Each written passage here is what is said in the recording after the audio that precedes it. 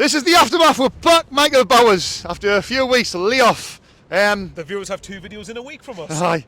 Obviously, other day we talked about Tony Mowbray, so there's no point even. Yeah, we've already gone over that. We're talking about the Newcastle thing, but on to the game today. West Brom, a very, very good side, Michael, as well. Yeah. Very, very good side. I agree. Strong team. I think that 2-1 victory for me is an excellent victory. Excellent victory. I completely agree. And for context, I watched them. Last week they played Leicester in the early kickoff. Oh, yeah. And they played well. They were lucky not to get a shot point. And the only reason they lost it is because Leicester counter-attacked on them really well at the end. Yeah. West Brom were the better side for large periods against Leicester, and we know how good Leicester are. So yeah. I was under no illusions today. It was a massive, massive game, and it was one where we needed a much better performance as opposed to recent weeks. And I said it in my own video, I think that's much more like it from Sunderland. I thought, yeah, you're right, it's a very, very good win. But I could tell first half, you can tell Carlos Corberán knows what he's doing in having them so well drilled, so well organised, knowing what their jobs on the touchline, he was. Yeah, exactly. I like a manager like that. I like a manager like that. Do you want to be fair as well? I was surprised we scored 2 goals against them, mind. Which was but if I was to go on to the goals, we score a set piece, which is like in dreamland, because we're probably the worst team in the country from set pieces, I think. Dan Ballard, do you know who's sitting the lad next to us though? I went Dan Ballard's big and hard, and he scored. I went to get Dan Ballard on this, and he scored. And all scored the back post, didn't he? Yeah. I want to give this though. I think Sunderland's second front post. Front post. Okay. Right. Well, either way, Sunderland's second goal was really good. I think it was Pritchard in the build-up did so well to keep the ball because he had 3 or 4 West Brom players surrounding him, and he managed to get the ball through them, find Daniel, and that's exactly. Daniel chipped it and lobbed it over the keeper. Is that the second goal you here? That's the second goal. I thought it still because I missed that goal. Did you walk out and you scored? We scored again. We scored the second goal. I thought it was. Well, he stays in for all the goals. No. Make sure he keeps going out because every time he does this, we score goals. Right, to talk you through the second one, West Brom were trying. If I remember correctly, West Brom were trying to throw forward on the attack because obviously they were 1-0 down. Mm-hmm. Then we managed to get the ball around the sort of centre area of the pitch. Pritchard towards like sort of left-hand side had like 3 or 4 West Brom players trying to get towards the ball. Dan Neil was in loads of space down the right-hand side, so I think he chips the ball over to Dan Neil in loads of space, and he's basically almost 1-on-1 with the keeper, and he sort of dinks it past. Or lobs it past the keeper. Yeah. So, and in those situations, if you watch it back, you'll see this. In those situations, it's so difficult because a lot of thoughts go through your head about. Do you try to round the keeper?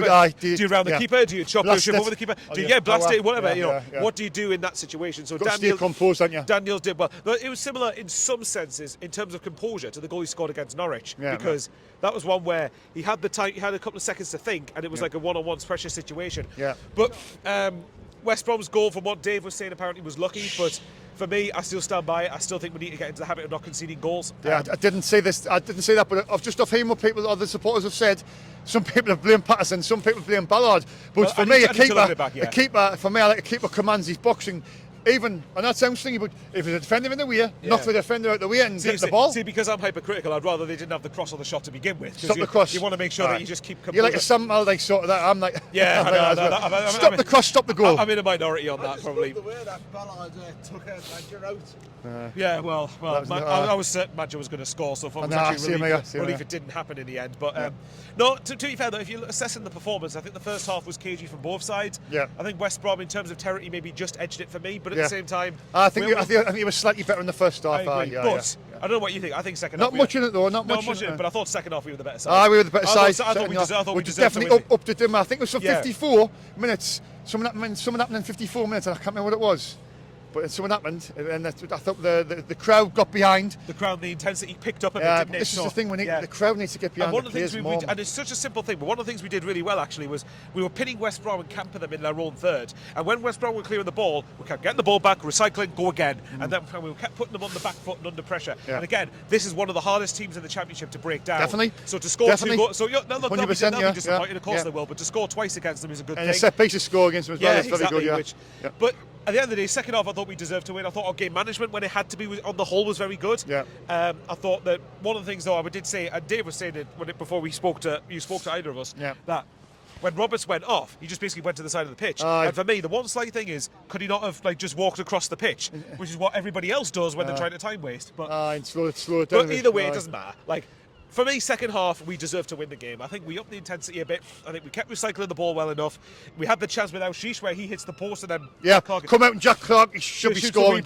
Scoring there. Like, we should have gone 1-0 should be hitting the target there. Yeah, exactly. We should have gone 1-0 up there. I thought it was in that. Like, I thought West Brom's chances were more half ones in the second half. I felt like their better ones came once we went ahead because we were sitting back and had something to protect. Yeah. But no, in general, it was a very good result, a good performance. I agree with you. I think it's a very good victory. It is a big victory. It is because they'll be in the mix of top 6, and that's we'll beat the side who's going to be around the playoffs, exactly, which is good. Yeah. It just makes the Huddersfield game a bit more annoying, but there you go. You can't affect it now. Yeah.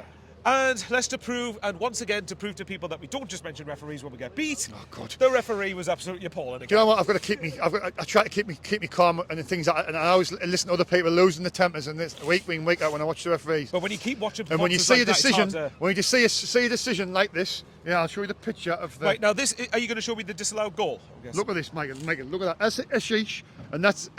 Oh, see, I didn't see. Do you know what? Right? Bellingham. Okay, when he receives the ball. Do you know Joe really? Because Paul showed me before, and I didn't realise that lad was there, so I thought Bellingham was offside. But actually, that's clear as day on. If he's looking down the line, how can he not see that? How can he not see it? I refer back to the aftermath against Borough. What are linesmen paid to do these days? Nothing. They're paid to do absolutely but all. You just stand around, wave the little flag, let the referee take all the blame, and it just drove me nuts. I'm glad the referee didn't nearly cost us the game today. That's the one thing, you know. The penalty, I've heard mixed things on. I've heard that some people said it should. I had the video of that. Do you know what? I think there might have been contact on his leg, but then he went a little bit theoretical. I'll ask you this then: is it one if it was given against us? Would you be fuming? If it was given again, of course I would. I'd be fuming with any sort of penalty. That's the way I try to look at it. If it was a Stonewall penalty, I've seen them given, but then I've seen them. Yeah, okay. Yeah, it's not Stonewall. Okay, so even if you remove the penalty out of it, like the goal should have stood, and I think the officials are quite fortunate that we ended up winning the game in the end because they've got away with it. But we can't keep letting them get away with it. Officials have got to be much better. We've got to be much better. And some of the things that at West Brom were trying to do a lot of the time, the niggly kicks and time waste and everything, and they weren't getting yellow cards for it. Aye. Well, hang on. Do you think they were dirty in West Brom? As a couple, I think the young guy there said I think they were. I thought they were a bit. Like, Aye. I thought they were.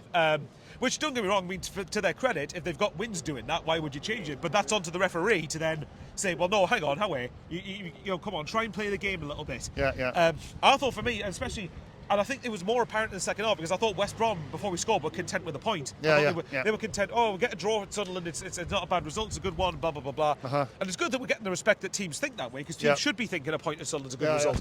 But I think it's one where, you know, they were getting a bit dirty. And again, it's just one of those where I get sick of talking about referees, but I'm going to keep mentioning them because they're not good enough. And you need to either get VAR in this league, and VAR's got its own problems, or you need to get a better standard of officials in. I honestly thought there was going to be VAR this season. Like, to be fair, I think it's got to be coming into Sooner or later it's going to be, next season, surely. Well, again with VAR, that goal that Bellingham scored gets allowed. Well, that's what I'm saying. We were getting that goal, and that could have changed the reflection. I mean, thankfully we've won the game, Mike. But that could have been exactly. But it could have been changed the game. It could have been a turning point. Oh, could have been. Yeah. So again, just for the sake of consistency, we're mentioning this when we've won a game. So it's another exactly. clip. It's another video I can look back to. If someone tries to accuse me of mentioning it, or to mention when we get beat. We always turn up when there's teams actually around us. Now, see, I said this to Shaun, right? Because I said before Huddersfield, because I know you weren't there, it would have been typical for us to not beat Huddersfield and Millwall, but then beat West Brom and Leeds. Yep. Now, I'm not saying I think we'll beat Leeds, but because we have Leeds on Tuesday, that was a big win. It's mad because I remember you saying that when Mobius, I said we'll lose the next two, and you went, oh no, I think there was Sunderland and Malaya will possibly win the next two. It wouldn't surprise me. I mean, under Mobius, they will win the game. You're never gonna know. You're never gonna know. No, you're not. But I must say one thing as well. Just foolish at the winner because people said, "Oh, Shaun, you're a jinx." When I missed two games, we won them. And you missed Huddersfield and lost. Never lost the game, but never won it here. So I'm not a jinx. But still keep going out at the 80th minute when we score goals. But yeah, to sort of wrap it up, to move on, I think with Leeds, because Leeds is going to be a very, very hard game. It's going to be a very, very, very tough game. Yeah. So I think with that in mind, today needed to be a victory. Will you take a point? Yes, easily. Yeah, easily. Absolutely. $1,000,000%. Even if Ipswich, I mean, we're recording during the 3 o'clock kickoff, so even if Ipswich beat Middlesbrough, I think it is they've got. I stand by. I still think Leeds will get in the top two. So for me, to get a point against Leeds, unless you're like 1-0 up in the 90th minute or something, then But yeah, I would take a point. Yeah. I'll take a point. I mean, Michael, we've talked about these managers. I mean, there's no, doesn't seem to be any sort of rush to announce the new manager. I think it's going to go into next week, could be even longer.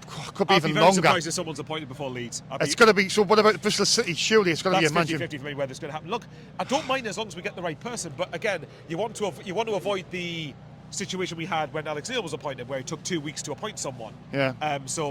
Yeah, the sooner it gets done, the better. But like I said before, we've already discussed the head coach thing. Yeah. For me, I want someone who's got a mixture of the philosophy we want to play, aligned with what we want to do. But as I've said loads of times before, in certain games, change the tactics when needed. Because those little fine margins are what the difference could be the difference between getting promoted and not. Well, this is it. And I mean, like you say, if you finish in the playoffs, you've got to try and win them. We need a head coach to come in now, and who's got.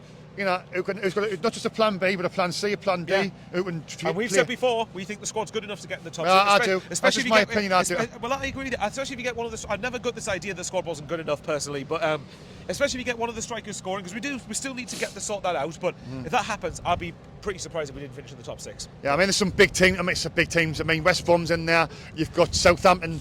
Leeds, you've got the 3 relegated Jesus, you've got Brom, and you've got us. So let's just hope we can stay in there, Michael. We've just got to make sure we stay in the pack as long as possible, then hopefully jump into it again. Best moment in the game today, Michael. Best moment, the second goal. The second goal. Because even though I haven't seen it. Cheers. Yeah, basically, yeah. Second goal because we knew he left the crowd already. But yeah, no, thank you very much for having us on again. No, like you see, it's always a pleasure, Michael. Hopefully, and get back on a consistent level. Yeah, with work. Hopefully he's here on Tuesday, but we'll see. And I'll still stay optimistic that I'll be here Tuesday, but it's just going to be a mad dash because I start at 11 o'clock. So yeah, that's the thing. It's going to be well, either way, though, we've got to win today. Let's enjoy. That's the main thing. Cheers, pals, mate. Take care, mate. All right. Cheers, Paul. Take care. Always a pleasure.